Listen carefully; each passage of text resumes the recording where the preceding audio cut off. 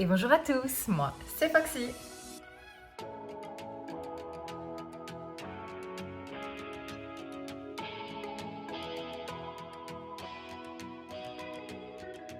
La semaine dernière, je vous ai fait une vidéo sur les conseils que je pouvais vous donner pour organiser un voyage en Corée du Sud. Vous avez été nombreux par la suite à me demander une suite à cette vidéo sur des choses un petit peu plus détaillées, chose qui sera faite aujourd'hui. Du coup, pour introduire cette vidéo, on va parler de tous les petits tips sur place, notamment tout ce qui va être à propos des cartes bancaires, des cartes SIM, etc. Du coup, commençons. Le premier point va porter sur les cartes bancaires. J'en ai un tout petit peu parlé dans ma vidéo de la semaine dernière. Il faut noter une chose très importante en Corée, c'est que les cartes Visa ont du mal à fonctionner. Toutes les cartes en général étrangères ne passeront pas partout de toute manière, mais les cartes Visa auront beaucoup moins de facilité d'utilisation en Corée du Sud. Si vous avez une carte Mastercard, ne vous inquiétez pas, la mienne en est une et elle passe quasiment partout. À part dans quelques distributeurs de billets, elle passe généralement partout. De toute manière, si vous partez avec une carte française, type caisse d'épargne, Société Générale, banque postale, etc., prévenez votre conseiller que vous partez à l'étranger, donnez-lui la durée de votre séjour, les dates exactes, car ce serait vraiment dommage qu'il vous bloque vos comptes pour fraude, et demandez s'il y a une possibilité d'option internationale, car les retraits à l'étranger coûtent très cher. Moi, de mon côté, j'ai fait le choix de prendre une N26. Alors, vous avez plusieurs options. Moi, j'ai pris la plus élevée, qui coûte un certain prix, mais toutes les assurances sont prévues dedans. Et en plus de cela, je n'ai aucun frais lorsque je paye en carte bancaire ici en Corée. Néanmoins, lorsque je fais des retraits de billets, ça me coûte environ entre 3000 et 4000 won en fonction du distributeur, ce qui est très cher, on va clairement dire les choses, pour entre 100 000 et 200 000 won. Vous avez aussi la carte Revolut qui fonctionne quasiment comme la N26, à quelque chose près, clairement des options. Je vous laisse aller faire vos comparatifs vous-même. J'avais fait toutes mes recherches l'année dernière avant mon premier voyage en Corée et je vous avoue que c'est plus du tout frais dans ma tête. Que ce soit N26 ou Revolut, vous avez des cartes gratuites. Allez vérifier encore une fois les options, mais il me semble que vous avez un plafond pour les paiements par carte. Quoi qu'il arrive, ça sera peut-être toujours plus avantageux de passer par une Revolut ou une N26 pour un voyage en Corée. Comme je le disais du coup dans ma vidéo de la semaine dernière, je ne prends jamais de cash avec moi lorsque je voyage à l'étranger. Je retire sur place, mais je ne prends pas d'euros à échanger sur place. Néanmoins, j'ai à plusieurs reprises lu que Myeongdong était le quartier le plus intéressant pour échanger. La seule chose que je peux vous conseiller, c'est de ne surtout pas échanger à l'aéroport, qu'importe le pays. Ils savent très bien que vous avez besoin de monnaie à l'instant T et du coup jouent sur des taux beaucoup plus hauts. Genre vraiment beaucoup plus haut. J'ai abordé le sujet juste il y a quelques secondes. Les assurances. Si votre carte bancaire peut avoir les assurances incluses à chaque paiement, vous avez tout gagné. Je suis aussi à la caisse d'épargne France et ma carte bancaire, qui est une premium vu que je voyage assez souvent, me permet d'avoir les assurances des billets, rapatriement, bagages perdus, etc., inclus dès le paiement de ceux-ci. Là, avec ma N26, c'est exactement pareil. J'ai même des assurances hospitalisation, encore une fois le rapatriement. J'ai des assurances perte et vol sur mes appareils. J'ai aussi des assurances pour les billets d'avion, même si je ne les ai pas achetés avec cette carte. Ouais, je sais, ça peut paraître fou, mais écoutez, c'est écrit dans leur police d'assurance. J'espère qu'on peut leur faire confiance. Néanmoins, qu'importe la durée de votre voyage à l'étranger, rapprochez-vous de votre assurance pour leur demander d'étendre ou de rajouter une option rapatriement, frais à l'étranger, car vous n'êtes jamais à l'abri d'un accident à l'étranger. Quand je parle d'accident, ça peut être n'importe quoi. Une carie, une entorse, une piqûre qui tourne mal, une allergie, une indigestion, et vous avez besoin d'aller voir un médecin, mais vous ne trouvez pas de médecin forcément en Corée si vous ne parlez pas très bien coréen, et si vous ne connaissez pas vraiment votre quartier, mais vous allez directement à l'hôpital, et l'hôpital coûte très cher.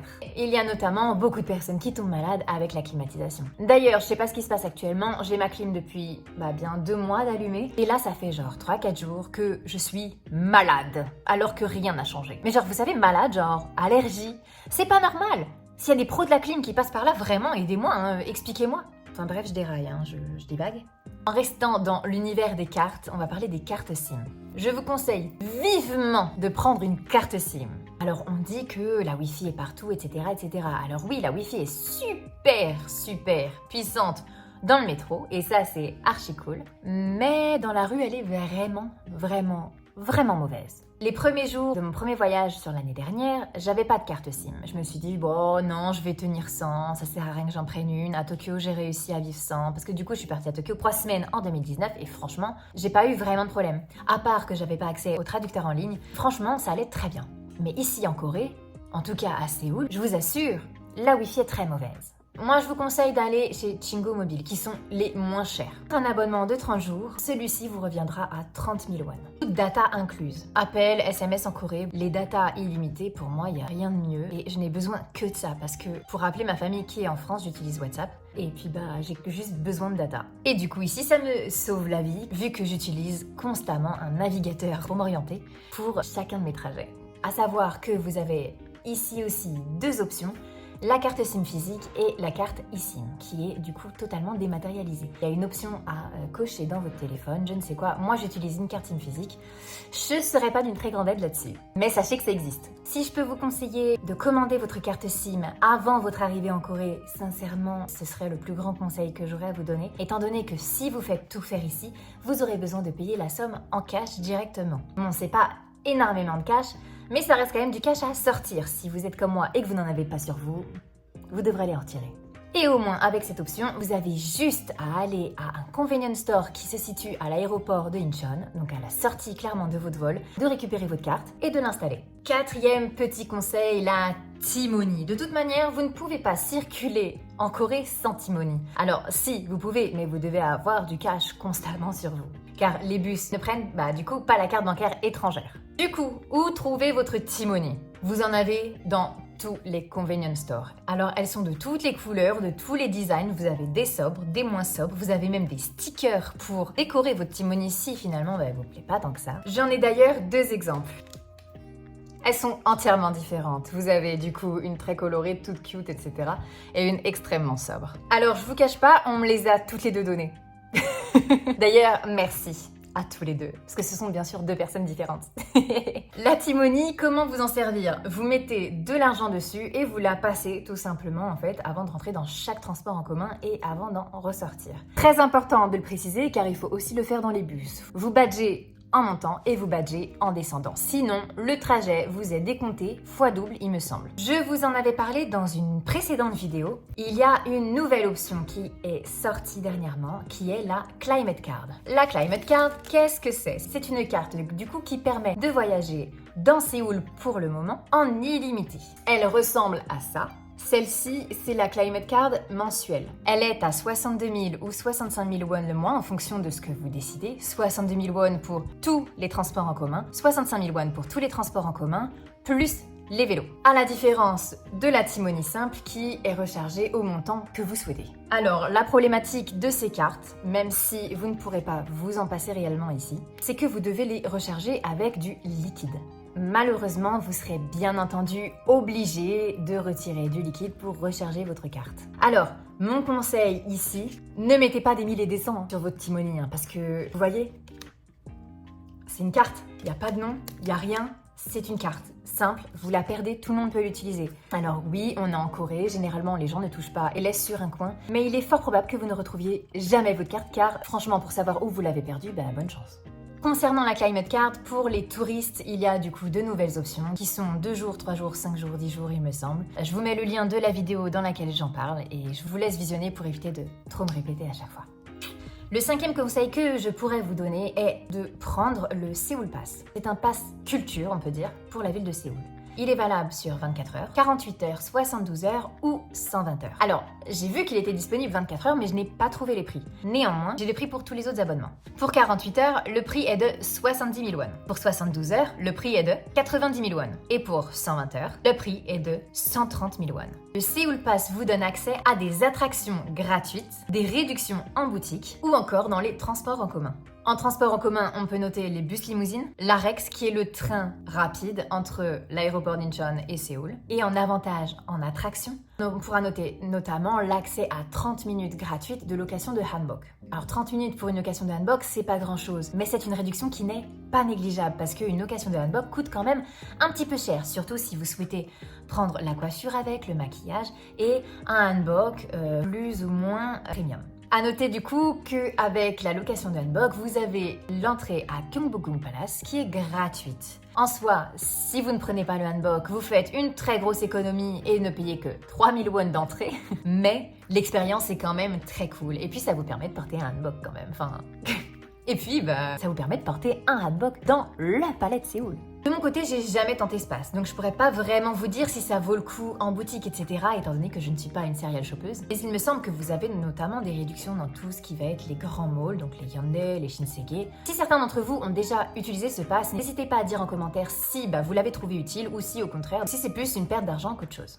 Alors un point qui m'a souvent été demandé, la location de voiture n'est pas nécessaire en Corée, à part si vous allez sur Jeju. Car Jeju, les transports en commun sont, je peux pas dire très mauvais, je peux pas dire inexistants, mais il y en a pas beaucoup. Et les points intéressants touristiques peuvent être très éloignés les uns des autres. Mais en ce qui concerne Busan, Séoul et les grandes villes, un conseil, ne prenez pas de voiture. Ça vous économise de l'argent, vous évitez le trafic, parce que vraiment les embouteillages c'est une horreur.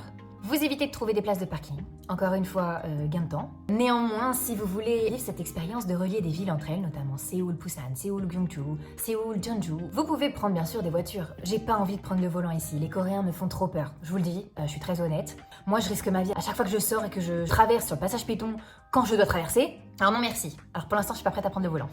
Petit conseil, vous devez avoir un permis international pour pouvoir conduire en Corée du Sud. Effectuez votre demande de permis international en France, allez, je dirais 1 an avant votre départ. Alors oui, vous pouvez me dire, mais attends, mais t'es un peu trop prévoyante. Sauf qu'en fait, dernièrement, les permis internationaux ne sont délivrés que sous 9 mois. Alors qu'il y avait encore 1 ou 2 ans, c'était sous 4 mois il me semble. Donc, si vous ne voulez pas être pris de court et que vous allez à Jeju ou que vous voulez, quoi qu'il arrive, louer une voiture, faites votre demande de permis international au minimum entre 10 mois et 1 an avant votre départ. Il vaut mieux être trop large que partir sans permis. Autre petit conseil, partez léger. Ne venez pas avec des valises pleines. On sait très bien, voilà, on sait que vous allez faire du shopping sur place. Donc, prévoyez de l'espace dans votre valise. Partez léger, prévoyez suffisamment d'espace pour revenir, que ce soit avec des vêtements, des souvenirs ou quoi que ce soit.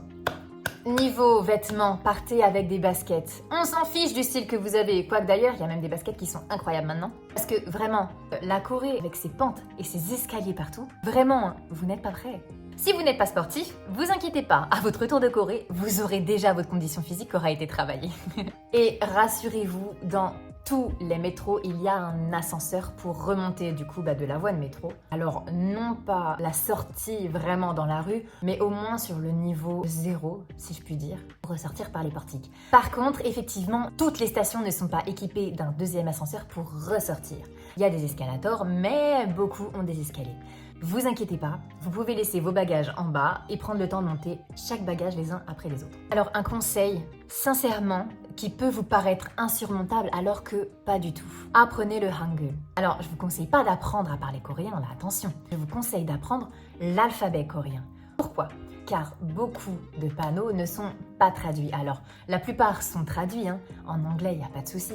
Mais sur certaines destinations, les panneaux ne sont pas traduits. Alors, si vous savez lire les lettres et les assembler entre elles, vous saurez tout simplement prononcer les stations et les rues. Car Hongdae s'écrit Hongdae. La Namsan Tower s'écrit Namsan Tower. Eulgiro s'écrit Eulgiro. C'est un petit plus. Le Hangul est l'alphabet le plus simple au monde. J'avais déjà fait un reel l'année dernière sur Instagram à ce sujet, mais ça a été prouvé scientifiquement, cet alphabet est le plus simple à apprendre au monde. Ah oui, et il faut aussi savoir du coup que dans Kakao Map et Naver Map, certaines destinations ne sont pas trouvables en romanisé. Il faut donc les écrire en Hangul. Et dernier conseil, les applications à télécharger avant votre voyage. Je pense que c'est peut-être le conseil le plus important ici, car certaines applications ne sont pas disponibles en Corée. Notamment Google Maps. La Corée a son propre navigateur qui est Naver. Naver, c'est le Google coréen. Vous pouvez tout trouver dessus. D'ailleurs, vous le voyez dans les dramas quand ils font leurs petites recherches. Et c'est sur Naver. Eh ouais. Donc par Naver, vous pouvez aussi chercher vos routes. Et en plus de ça, c'est génial parce que ça vous donne à chaque fois le prix, que ce soit des transports en commun ou du taxi. Autre que Naver Map, vous avez Kakao Map. Moi, j'utilise Naver Map parce que j'ai toujours utilisé Naver et que maintenant, j'y suis habituée. Et c'est un peu comme Samsung et Apple. Quand vous commencez avec l'un, c'est super compliqué d'aller à l'autre. Mais c'est vraiment kiff-kiff pour le coup. Autre application que je vous conseille de télécharger, c'est Papago. On en a déjà parlé dans une autre vidéo. Je parle de beaucoup de choses dans toutes mes vidéos. Faut que j'arrête de me spoiler comme ça. Papago est donc un traducteur, bien sûr coréen. Selon moi, c'est pas le meilleur, mais comme tout le monde l'utilise ici, c'est plutôt assez fiable. Mais si vous avez besoin de traduire des images directement, des notices ou quoi que ce soit, selon moi, Papago est pas du tout le plus fiable. Je vous conseille donc d'utiliser Google Translate, où vous avez simplement à prendre une photo de ce que vous avez envie de traduire et ça vous traduit dans toutes les langues. Et voilà, je pense avoir fait à peu près le tour, encore une fois, de tous les conseils que je pouvais vous donner pour votre voyage en Corée. N'hésitez pas à me dire en commentaire si vous avez des points qui n'ont pas été abordés et auxquels vous souhaitez que je réponde. N'hésitez pas non plus à liker et à vous abonner à mon compte, ça m'aide énormément parce que l'algorithme est assez capricieux. Comme j'ai été un peu fatiguée dernièrement, j'ai pas été la plus régulière en post. Du coup, ça a fait ça au niveau vue. Donc encore une fois, n'hésitez pas à vous abonner, à liker et à commenter. Et là, c'est à mon tour de vous remercier d'avoir regardé cette vidéo et de me suivre toutes les semaines pour ceux qui sont abonnés, qui sont réguliers dans les visionnages. Et vraiment, vraiment un grand merci. Et si vous n'êtes pas abonné, mais que vous regardez toutes mes vidéos, s'il vous plaît, abonnez-vous. Et voilà, c'est la fin de cette vidéo. Et sur ce, je vous dis à la semaine prochaine.